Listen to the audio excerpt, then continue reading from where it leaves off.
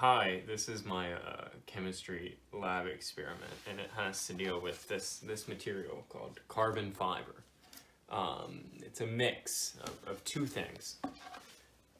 These fibers, here's an assortment of different types. This is a very lightweight fiber, and then heavier fibers like this, much wider bands of fibers. And like here's another type. It's extremely wide bands of tires.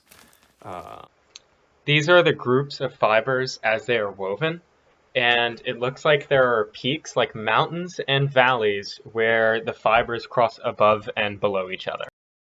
Also dealing with two-part epoxy and resin. So I mix this, it undergoes a chemical reaction, and it turns from a liquid to a solid plastic. And the problem I noticed, I'm having this a lot, is that when I'm molding a piece against a very smooth surface, I'm getting these little holes in the surface. If you rub your fingernails across it, you can feel it. Hopefully you can see it in the camera right now. And what I think is the culprit, my hypothesis, is that it is a sort of meniscus effect. The meniscus effect occurs in liquids when the attraction is different between the liquid molecules and the container versus the liquid molecules to the liquid molecules themselves. This can be an upwards U that it will form or a downwards U that it will form, and it will look like this image as shown. See, if you notice, these fibers are woven together. The toes, as they're called, groups of fibers, are woven on top of and below another piece. None more apparent than this. It's sort of a checkerboard. It goes above and then below. And what I think is happening is that there is a region of space between each toe. And I think that the epoxy resin wants to be sucked away from that region towards the fabric. This is a visual representation of what I believe to be happening. I think that the red, which represents the epoxy resin, is not creating a flat surface with my mold. It is getting attracted to the sides of the carbon fiber and creating a little U-shaped divot. So that's my problem, and I believe I found a solution. See, there's three phases to this epoxy and resins chemical reaction. There's a liquid phase, there's a gel phase, and then there's a solid phase.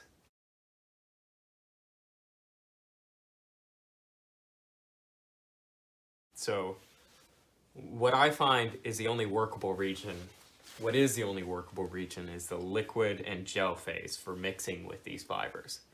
And what I think I can do is let that epoxy and resin enter the gel phase to help alleviate that meniscus effect. The fluid becomes much thicker. This image describes the relationship between a fluid's thickness and what will happen with the meniscus effect. So I'll just give you a second to look at it before we move on. As it's slowly hardening. It hardens over the course of weeks into this rigid board that I can't bend.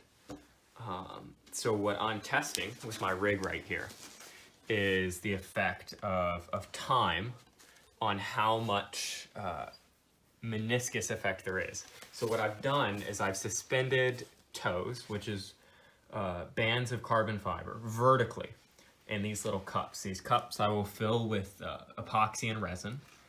And what I will do is in one of the cups, I'll immediately mix it and put it with the carbon fiber toe. And let that process start as soon as I mix it. And on the other cup, what I will do is give it about 30 minutes to an hour give the epoxy and resin 30 minutes to an hour for it to enter that gel phase so that it gets much thicker and see how that affects the suck towards the fabric of the liquid. And I will let this rest overnight and see results tomorrow. This is my prediction. This is a drawing of what I believe will happen. The circles represent the cups. The red represents the carbon fiber toes, the strands of carbon fiber, and the purple represents the epoxy and resin. And I believe that the gel, epoxy, and resin will not climb as high up the carbon fiber toe as the liquid epoxy and resin will.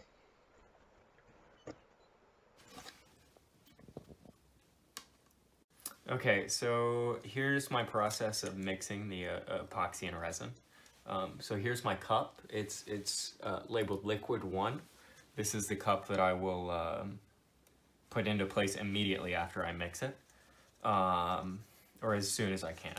So I'm going to put it on here, tare the scale, or however you say that word, and mix 10 grams of epoxy and resin. I do 68 to 32 as my ratio by mass, but I'm just going to do 7 to 3, or as close as I can get, because this is a small batch. Let's see, there it is. That's 7 of my part A. And here will be 3 of my part B.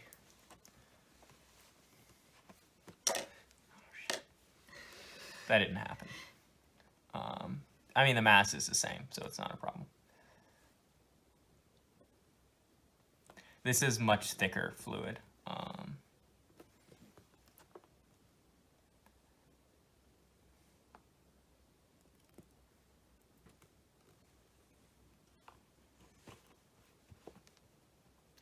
I'm going to say that's close enough to 10 grams. If I go any more, it'll probably go over mass.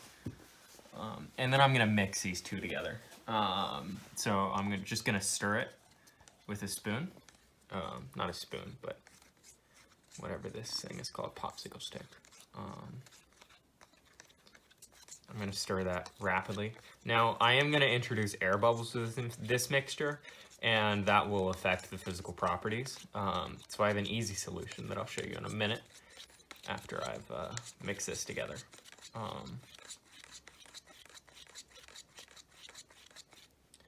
So I think that's sufficiently mixed. What my easy solution is, see, there's bubbles in there.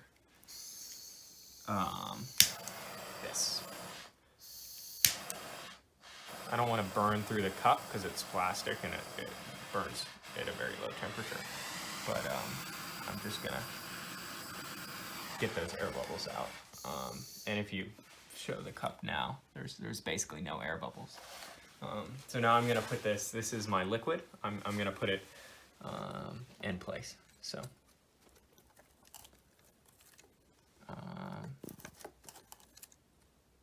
there it is.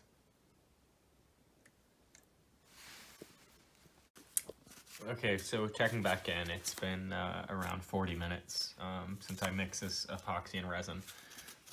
I've devised some spacer systems to get this to fit perfectly. Not perfectly, but at least better. So I'm going to put that under this block and carefully put this in here.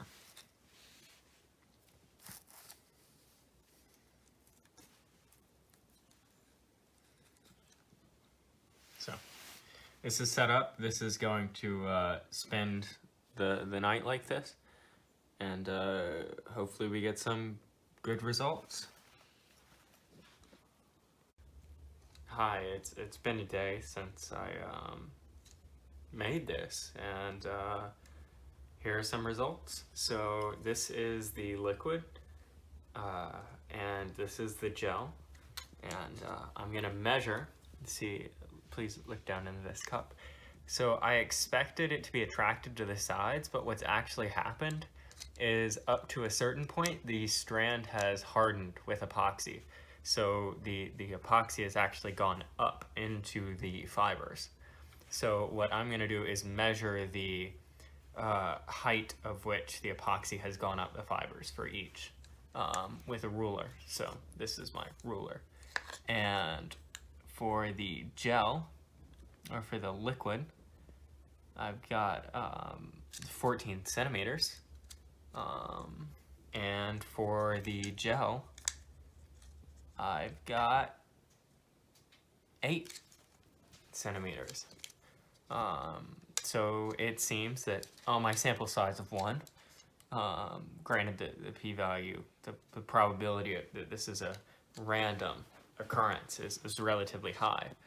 But in this specific scenario, the gel cup